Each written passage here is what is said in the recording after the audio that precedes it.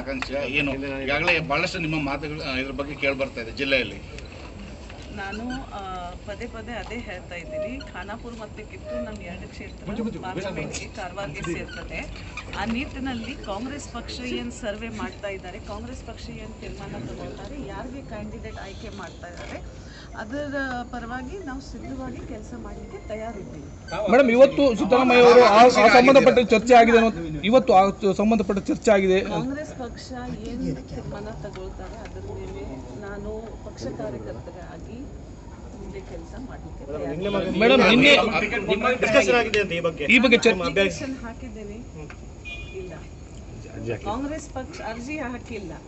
ಕಾಂಗ್ರೆಸ್ ಪಕ್ಷ ಸರ್ವೆ ಪ್ರಕಾರ ಯಾರಿಗೆ ಆಯ್ಕೆ ಮಾಡ್ತಾರೆ, ನನಗೆ ಆಯ್ಕೆ ಮಾಡಲಿ, ಇನ್ನೊಬ್ರಿಗೆ ಆಯ್ಕೆ ಮಾಡಲಿ, ಯಾರಿಗೆ ಆಯ್ಕೆ ಮಾಡ್ತಾರೆ ಅವ್ರ ಪರವಾಗಿ ನಾವು ಕೆಲಸ ಮಾಡಲಿಕ್ಕೆ ಸಿದ್ಧವಾಗಿ ಮತ್ತೆ ತಯಾರಿದ್ದೀವಿ.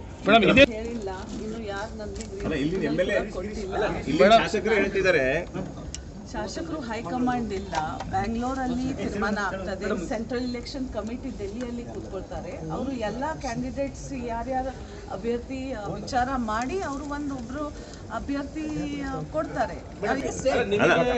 ಒಂದು ವಾರದಲ್ಲಿ ನೀವೇ ಅಂತ ಬರುತ್ತೆ. I am interested for winning the seat for the Congress party. Madam, ಒಂದು ವಾರದಲ್ಲಿ ನಿಮ್ಮ ಹೆಸರೇ ಬರುತ್ತಾ? ಒಂದು ವಾರದಲ್ಲಿ ನೋಡೋಣ. ಒಂದು ವಾರ, ಇಷ್ಟು ತಿಂಗಳ, ಒಂದು ವರ್ಷ 9 ತಿಂಗಳ ಕಾಯ್ದಿದ್ದೀರಾ, ಇನ್ನು ಒಂದು ವಾರ ಅಲ್ಲಿ ಸಿಎಂ ಅವರು ಕೂಡ ಇದ್ರಿ. ಮತ್ತೆ ಏನ್ ಚರ್ಚೆ ಮಾಡಿದ್ರೆ ಈ ಬಗ್ಗೆ? ಇಲ್ಲ, ಇನ್ನು ಚರ್ಚೆ ಏನೂ ಆಗಿಲ್ಲ ನನ್ನ ಜೊತೆ ಅಂತ. ಇಲ್ಲಿ ಈ ಕಾರ್ಯಕ್ರಮ ಬರೀ ಸಂದರ್ಭ ನಾವು ಎಲ್ಲರೂ ಒಗಟ್ಟೆ ಸೇರಿದ್ದೀವಿ. ಕ್ಯಾಂಡಿಡೇಟ್ ಪ್ರಕ್ರಿಯೆನಲ್ಲಿ ಏನೋ ಚರ್ಚೆ ಆಗಿಲ್ಲ. ಬಂದು ನಮಸ್ಕಾರ ಮಾಡಿ ದೇವರು ಆಶೀರ್ವಾದ ತಗೊಂಡು ಮುಂದೆ ಬಂದಿದ್ದೀವಿ.